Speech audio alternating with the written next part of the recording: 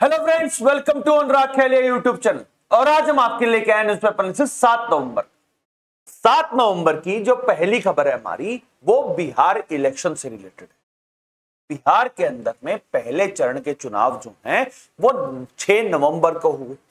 और 6 नवंबर को 75 साल हमारे देश को आजाद हुए हो चुके हैं। 75 साल पहले पहली बार चुनाव हुए थे और बिहार ने सबसे ज्यादा वोटिंग जो है वो इस बार का जो वोटिंग परसेंटेज है वो लगभग 65%। और अगर हम एग्जैक्ट बताएं तो 64.66% जो वोटिंग टर्नआउट है वो इस बार जो वोट आउट इस बार का जो वोटिंग परसेंटेज बढ़ा है उसके अंदर में जो एसआईआर की प्रक्रिया हुई है उसका भी एक इंपॉर्टेंट रोल बताया जा रहा है। एसआईआर के अंदर में जिस तरह से जो रिवीजन हुआ और रिवीजन होने के बाद जिस तरह से जो डेड वोटर्स हैं उनको हटा दिया गया था, डुप्लीकेट वोटर्स हैं उनको हटा दिया गया था और जो वोटिंग लिस्ट है वो अब नई और साफ सुथरी बनकर आई है। उसकी वजह से अब जो वोटर्स वोट नहीं डाल सकते थे, डुप्लीकेट वोटर्स थे, जो डेड थे, जो वोटिंग नहीं कर सकते थे, इसीलिए अब जो वोटिंग परसेंटेज है वो बढ़कर आया है। इससे हमें एसआईआर का एक इंपॉर्टेंस जो है वो यहां पर पता लगती है। लेकिन ओवरऑल अब ये देखना पड़ेगा कि जब दूसरे चरण का मतदान हो जाएगा उसके बाद फाइनली जब 14 नवंबर को रिजल्ट आएंगे उस दिन हमें पता चलेगा कि एसआईआर के बाद होने वाले जो पहले चुनाव हुए उसके अंदर में कौन जीत कर आता है। क्या एनडीए की दोबारा से सरकार बनेगी या महागठबंधन की जो सरकार है वो यहां पर बनकर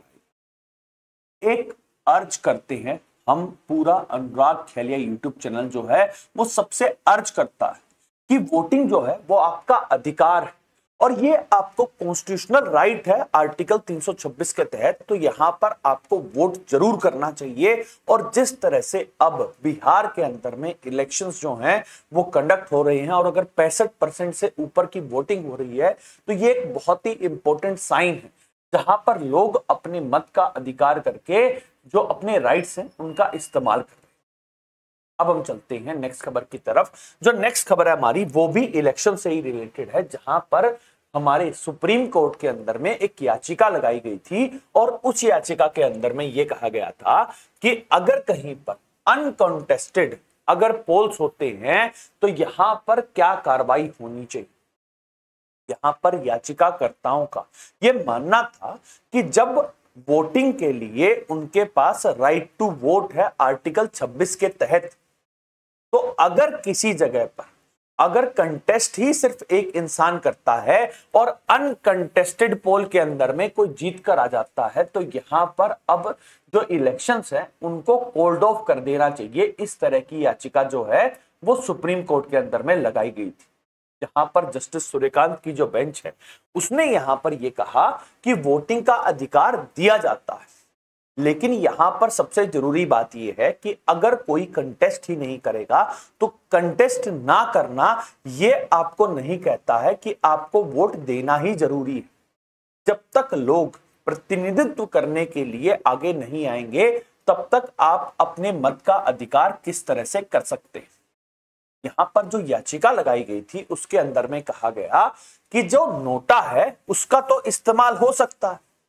नोटा क्या है? नन ऑफ द अबव का एक ऑप्शन जो है जब भी आप वोटिंग करने जाते हैं तो वहां पर आपको मिलता है, जहां पर आप नन ऑफ द अबव का अगर आप ऑप्शन दबाते हैं तो आप नोटा को वोट कर देते हैं। यहां पर सुप्रीम कोर्ट ने नोटा की व्याख्या करते हुए यह कहा कि जो नोटा है वो कोई कैंडिडेट नहीं है और यहां पर सिर्फ अगर किसी को यह लगता है कि नोटा ही करना था तो वो कॉन्टेस्ट कर सकता था। और उसे अगर लगता है कि सिर्फ एक ही इंसान किसी पोस्ट के लिए कंटेस्ट कर रहा है तो यहां पर जो प्रोसीजर है वो फॉलो हुआ है। जब एक ही इंसान वहां पर रिप्रेजेंटेशन करना चाहता है तो यहां पर जो राइट टू वोट है वो यहां पर हनन नहीं हो रहा। यहां पर सुप्रीम कोर्ट ने यह भी कहा कि अनकॉन्टेस्टेड जो पोल्स हैं वो बहुत ज्यादा कम देखे गए हैं, जहां पर अब तक 75 साल के अंदर में सिर्फ 20 ऐसी जनरल इलेक्शंस के अंदर में सीट्स है जहां पर अनअपोज्ड कोई जीतकर आया है। तो यहां पर एक इंपॉर्टेंट व्याख्या सुप्रीम कोर्ट ने करी, जहां पर राइट टू वोट और फ्रीडम ऑफ वोटिंग को जो डिस्क्रिमिनेशन है और जो पूरी व्याख्या है वो जस्टिस सूर्यकांत की बेंच ने की। जो नेक्स्ट खबर है हमारी वो दिल्ली दंगों से रिलेटेड है।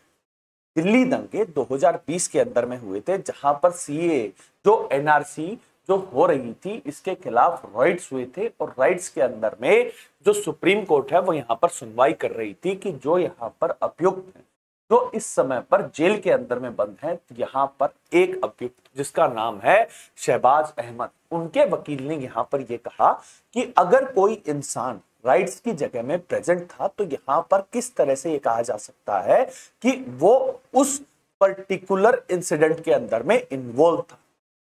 यहां पर अब सुप्रीम कोर्ट के अंदर में जो दिल्ली दंगों से रिलेटेड जो कार्रवाई हो रही है ये इंपॉर्टेंट इसलिए हो जाती है क्योंकि 5 साल हो चुके हैं और 5 साल से जो यहां पर अक्यूज्ड हैं उनके अभी तक किसी भी तरह की राहत नहीं मिली है। तो यहां पर अभी जो सुनवाई है वो सुप्रीम कोर्ट कर रहा है, और अब देखना यह होगा कि दिल्ली दंगों के अंदर में जो यूएपी है अनलॉफुल प्रैक्टिसिंग का एक्ट जो है उसके अंदर में अब क्या व्याख्या जो है वो सुप्रीम कोर्ट करेगा। जो नेक्स्ट खबर है हमारी वो भी सुप्रीम कोर्ट से रिलेटेड है, जहां पर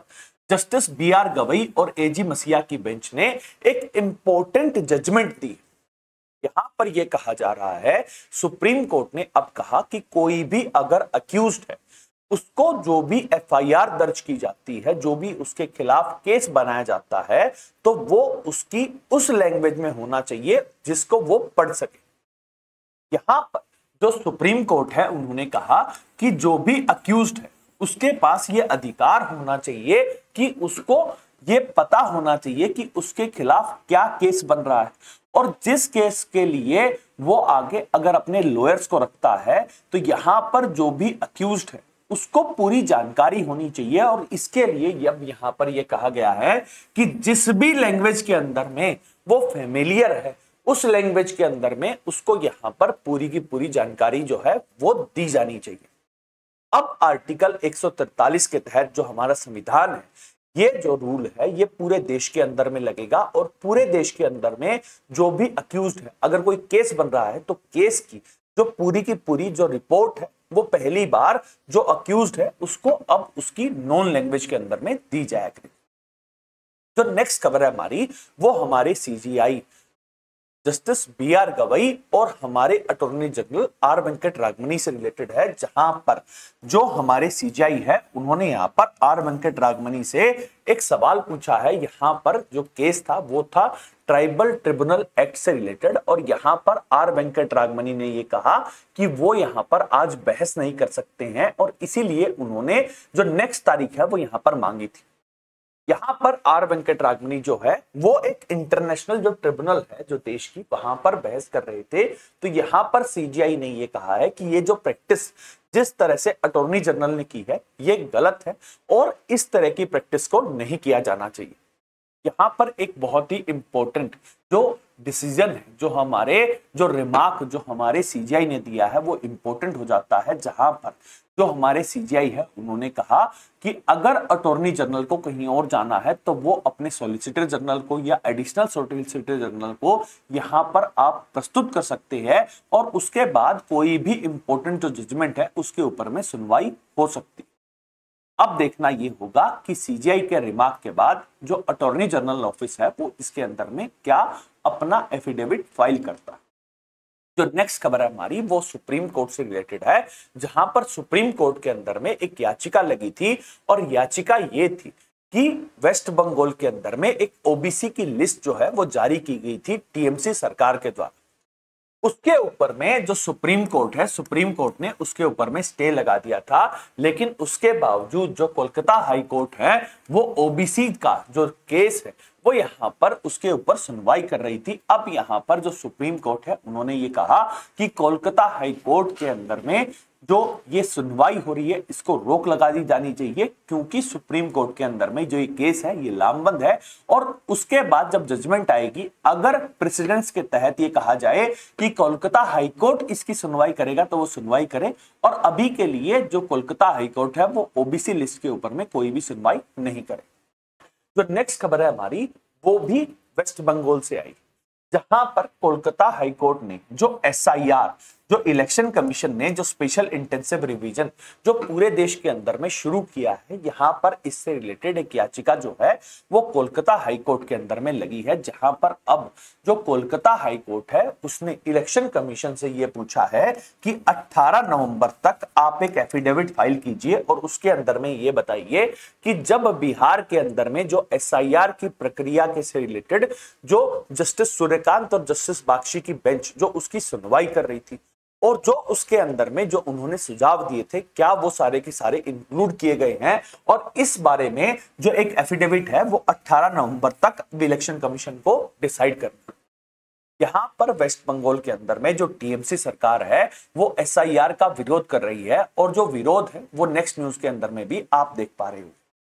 अब हम चलते हैं नेक्स्ट खबर की तरफ। वहां पर हम वेस्ट बंगाल का जो एसआईआर मुद्दा है उससे रिलेटेड जो बात है वो आपके सामने लेके आते हैं, जहां पर अब वेस्ट बंगाल की चीफ मिनिस्टर ममता बनर्जी ने ये कहा है कि वो जो इन्यूमरेशन जो हो रहा है, जो फॉर्म हो रहा है, यहां पर उसको नहीं लेंगे। जब एसआईआर होती है, एसआईआर से पहले जो इन्यूमरेशन फॉर्म है वो दिए जाते हैं, जहां पर हर घर के अंदर में ये बताया जाता है कि कितने लोग यहां पर रहते हैं। ये सारी जानकारी जो है ये एकत्रित करता है इलेक्शन कमीशन।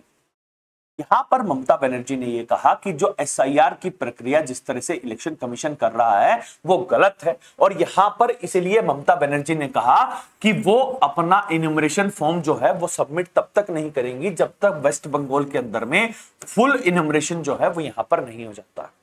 वहीं पर इलेक्शन कमीशन ने कल ये बताया कि 1.73 करोड़ जो इन्यूमरेशन फॉर्म है वो डिस्ट्रीब्यूट कर दिए गए हैं पूरे वेस्ट बंगाल के अंदर में। वहीं पर जो लीडर ऑफ ऑपोजिशन है विधानसभा के अंदर में शिवेंदु अधिकारी जो बीजेपी से है, यहां पर उन्होंने कहा कि जो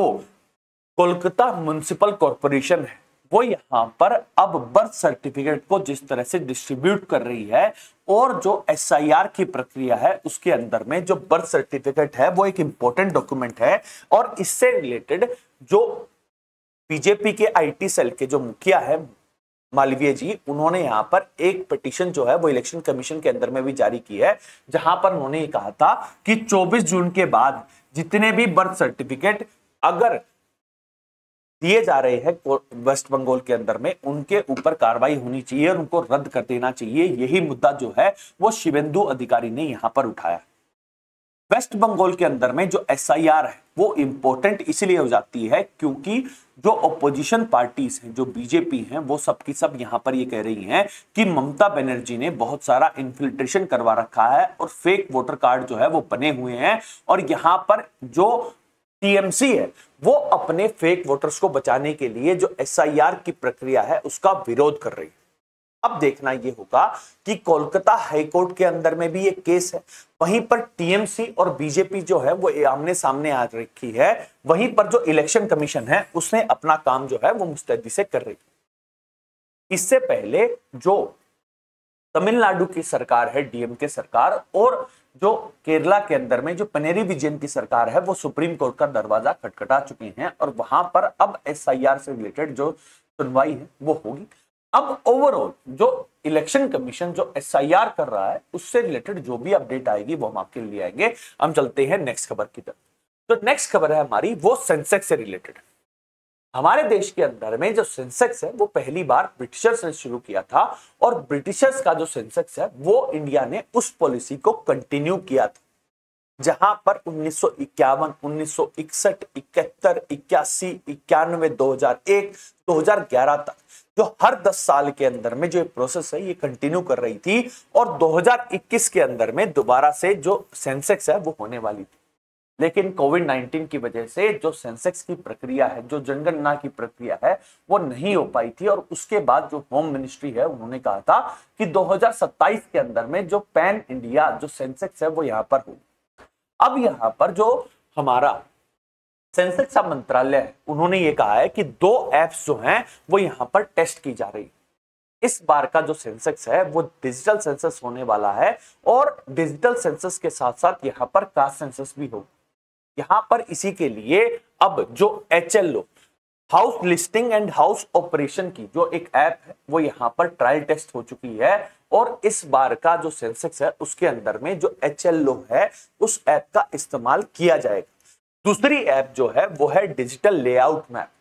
डिजिटल लेआउट मैप के अंदर में प्रॉपर डिमार्केशन हो जाएगी कि किस घर के अंदर में जो हाउसिंग ओरिएंटेशन हुआ, हाउस डिमार्क हो चुका है और उसके बाद डिजिटल मैप बना दिया जाएगा ताकि जो सेंसेक्स की प्रक्रिया है वो प्रॉपर ढंग से हो सके और जो हमारे देश की जो जनगणना है वो अच्छी तरह से हो सके। यहाँ पर एक और बात आती है, जो सेंसेक्स है वो एक इंपॉर्टेंट प्रोसेस है और सेंसेक्स इसीलिए जरूरी हो जाता है क्योंकि जितनी भी पॉलिसी मेकिंग होती है वो इस हिसाब से होती है कि कितने लोग देश के अंदर में हैं, किस डिस्ट्रिक्ट के अंदर में कितने लोग हैं, उसी हिसाब से जो देश और देश के अंदर में स्टेट गवर्नमेंट जो यहाँ तक कि हमारी पंचायती राज जो है वो भी उसी हिसाब से काम करती है कितने लोग वहां पर रजिस्टर्ड है। इसीलिए अब 2027 की जो सेंसेक्स का जो डाटा है वो इंपॉर्टेंट एक और वजह से हो जाता है क्योंकि जो हमारी लोकसभा और राज्यसभा की जो सीट्स हैं उनको फ्रीज कर दिया गया था 1971 के जो सेंसेक्स है उसके हिसाब से, जिसको डिलिमिटेशन भी कहा जाता है और 2031 का जो डिलिमिटेशन होने वाला है उसके लिए 2027 की जो सेंसेक्स है वो इंपॉर्टेंट है और इसीलिए इस बार का सेंसस बहुत ज्यादा जरूरी है। जो नेक्स्ट खबर है हमारी वो इसरो से related. Indian space research organisation के जो चेयरमैन हैं वी नारायणन, यहां पर उन्होंने बताया कि पहला PSLV polar satellite launch vehicle जो है जो प्राइवेटली मेड होगा उसका सफल परीक्षण जो है वो अगली साल होने वाला है। यहां पर जो इसरो चीफ है उन्होंने बताया कि HAL और L&T जो मिलकर जो PSLV को बनाने वाले हैं, यहां पर अब जो PSLV है उसके सारे के सारे पार्ट्स जो हैं वो इंडियन फर्म्स ही बनाएंगी और पूरा आत्मनिर्भर भारत का जो सपना है वो स्पेस के रिसर्च के अंदर में भी देखा जाएगा। यहां पर इसरो चीफ ने कहा कि उनका जो प्लान है उसके अंदर में ये कहा जा रहा है कि अब इसरो जो है वो प्राइवेट पार्टनरशिप भी करेगा और प्राइवेट पार्टनरशिप के साथ साथ जो इंडिया का जो स्पेस रिसर्च है उसके अंदर में एक इंपॉर्टेंट बूस्ट मिलने वाला है। जो नेक्स्ट खबर है हमारी वो ईडी से रिलेटेड है। ईडी इन्फोर्समेंट डायरेक्टरेट जो PMLA एक्ट है उसके तहत यहां पर काम करती है। PMLA का मतलब है prevention of money laundering act, जिसके अंदर में ये देखा जाता है कि जो मनी किसी के इंडिविजुअल के पास आ रही है और उसके अंदर में इलीगल मनी का जो ट्रांजैक्शन होता है उसकी कार्रवाई करती है ईडी। यहां पर ईडी ने कल कार्रवाई करते हुए जो पूर्व क्रिकेटर सुरेश रैना और शिखर धवन के जो 11 करोड़ के एसेट्स है उनको यहां पर फ्रीज कर दिया।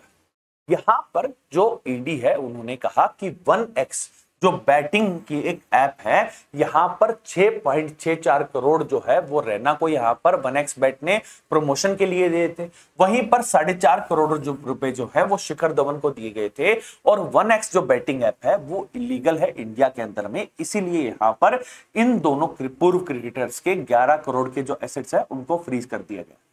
इससे पहले जो हमारे ऑलराउंडर युवराज सिंह और रोबिन थप्पा जो है उनको भी यहां पर कार्रवाई कर चुकी है 1x बैटिंग ऐप के ऊपर में हमारी इन्फोर्समेंट डायरेक्टरेट। तो नेक्स्ट खबर है हमारी वो एयरपोर्ट से रिलेटेड और दिल्ली एयरलाइंस ने ये रिपोर्ट किया है कि दिल्ली के अंदर में जो GPS जो सिस्टम चलता है, ग्लोबल पोजिशनिंग सिस्टम जो है उसके अंदर में स्पूफिंग देखी गई है पिछले 7 दिन के अंदर। यहां पर यह देखा गया है कि जब भी 60 नॉटिकल माइल्स जो दिल्ली कैपिटल के पास आते हैं तो यहां पर कई बार ऐसा फेक मैसेज आ जाता है जिसकी वजह से जो पायलट्स है उनको जो GPS है वो ढंग से काम नहीं करता है। यहां पर अब प्रॉपर जांच की जाएगी, जहां पर एक प्रिलिमिनरी रिपोर्ट के अंदर में ही लग रहा है कि यहां पर किसी तरह की हैकिंग हो रखी है, और अगर ऐसा है तो यहां पर हमें एक प्रॉपर स्क्रूटनी करनी पड़ेगी, प्रॉपर जांच करनी पड़ेगी, और यहां पर हमें जो जीपीएस के अलावा हमारा जो इंडिजिनियसली डेवलप जो सिस्टम है, जो ग्लोबल पोजिशनिंग का जो भारत मित्रा है, उसको यहां पर इंस्टॉल करना चाहिए, ताकि इस तरह की जो गड़बड़ है उससे यहां पर बचाव हो सके। अब इससे रिलेटेड जो स्पूफिंग है उसके अंदर में क्या रिपोर्ट आती है और फाइनली क्या डेवलपमेंट होगी, जो भी डेवलपमेंट आएगी वो मैं आपके लिए आऊंगा। अब हम चलते हैं इंटरनेशनल न्यूज की तरफ। जो इंटरनेशनल न्यूज के अंदर में पहली खबर जो है वो यूएसए से आई है, और यूएसए के अंदर में 1 अक्टूबर से जो शटडाउन है वो चल रहा है। शटडाउन क्या होता है? शटडाउन यूएसए के अंदर में तब होता है जब जो सेंट्रल गवर्नमेंट है, जो इस समय पर डोनाल्ड ट्रंप की एडमिनिस्ट्रेशन है, वो यूएसए की कांग्रेस से अगर अपना बजट जो है वो पास नहीं करवा पाती है, तो उसके बाद जो शटडाउन है वो चल रहा है। अब देखिए 1 अक्टूबर को जो शटडाउन है वो शुरू हुआ था, और आज 7 नवंबर है, तो लगभग 37 दिनों से जो शटडाउन है वो चल रहा है। ये सबसे लंबा शटडाउन। यहां पर अब जो शटडाउन होता है तो उसके बाद जो सेंट्रल गवर्नमेंट है वो अपने एम्प्लॉइज को जो सैलरी है वो यहां पर नहीं दे पाती है। इसीलिए अब गवर्नमेंट ने शटडाउन की वजह से जो 10% जो फ्लाइट्स हैं उसके अंदर में कटौती कर दी गई। यहां पर इसकी वजह से जो 3.2 मिलियन पीपल जो हैं उनको जो एयरलाइंस की सुविधाएं हैं वो यहां पर नहीं मिल पाएंगी। और अब देखना यह होगा कि विश्व की सबसे बड़ी अर्थव्यवस्था जो यूएसए है, वहां पर अगर अपना सालाना बजट भी पास नहीं हो पा रहा है तो क्या यूएसए के अंदर में सब कुछ ठीक है? जो नेक्स्ट खबर है हमारी वो यूनाइटेड नेशन से रिलेटेड है, जहां पर यूनाइटेड नेशन के अंदर में जो डोनाल्ड ट्रंप ने जो गाजा का जो पीस प्लान है वो यूएन रेजोल्यूशन के अंदर में यहां पर प्रस्तुत किया गया। गाजा जहां पर इजराइल और हमास की जो जंग चल रही थी, और डोनाल्ड ट्रंप ने 20 पॉइंट एजेंडा लेके आए थे, और जिसकी वजह से एक फाइनली एक सीजफायर जो है वो कंडक्ट किया गया था, और इजराइल के जो हॉस्टेजेस जो हमास के पास थे उनको रिलीज कर दिया गया था। इजराइल ने भी फिलिस्तीनी जो जेल के अंदर में थे उनको रिहा कर दिया गया था। और अब यहां पर यूएसए ने उसी रिजोल्यूशन को यूनाइटेड नेशन के अंदर में जो पास है वो करवाने के लिए भेज दिया गया। जो नेक्स्ट न्यूज है वो भी यूएसए से आई है, जहां पर एक नए युग का अंत हुआ। नैन्सी पेलोसी जो पहली महिला स्पीकर थी यूएस हाउस के अंदर में, यहां पर उन्होंने रिटायरमेंट जो है वो अनाउंस कर दिया है। वो 85 ईयर्स की थी और वो डेमोक्रेट पार्टी से थी। यहां पर ये देखा जाना चाहिए कि यूएसए जो एक डेमोक्रेसी है और जहां पर फीमेल राइट्स जो है वो हमेशा उनको तवज्जो दी जाती है, और अब जाकर जो नैन्सी पेलोसी है वो पहली स्पीकर बनी थी यूएस हाउस के अंदर। वहीं पर इंडिया के अंदर में हमारी जो मीरा कुमार वो पहली महिला स्पीकर बनी थी, और उसके बाद सुमित्रा महाजन जी। जो इंडिया है वहां पर डेमोक्रेसी जो है वो अब 75 साल पुरानी है, जहां पर 2 महिला स्पीकर हो चुकी हैं और 2 हमारी महिला राष्ट्रपति भी हो चुकी हैं, जहां पर यूएसए में आज तक कोई भी महिला जो है वो राष्ट्रपति नहीं बन पाई। ये दिखाता है कि इंडिया के अंदर में जो डेमोक्रेसी है और वुमेन राइट्स है उसका कितना यूज हो रहा है, और जो वुमेन है वो हमारे सर्वोच्च पद तक पहुंच सकती है। जो नेक्स्ट खबर है हमारी वो इजराइल से रिलेटेड है, जहां पर इजराइल ने जो लेबनान है, जो साउथ लेबनान है, वहां पर स्ट्राइक की है। और यहां पर इजराइल ने जो लेबनान का जो सदर्न रीजन है वहां पर स्ट्राइक इसलिए की है कि उन्होंने बताया कि जो हिजबुल्ला जो एक टेररिस्ट आउटफिट मानती है इजराइल, और जिसको ईरान का सपोर्ट मिलता है, यहां पर जो हिजबुल्ला है वो अपने बेसिस को स्ट्रॉन्ग कर रहा था, और इसीलिए इजराइल ने यहां पर स्ट्राइक की। वहीं पर लेबनान के जो हेल्थ मिनिस्टर हैं उन्होंने बताया कि इजरायली स्ट्राइक के अंदर में एक इंसान जो है वो मारा गया है, वहीं पर एक जो है इंजर्ड हो चुका है।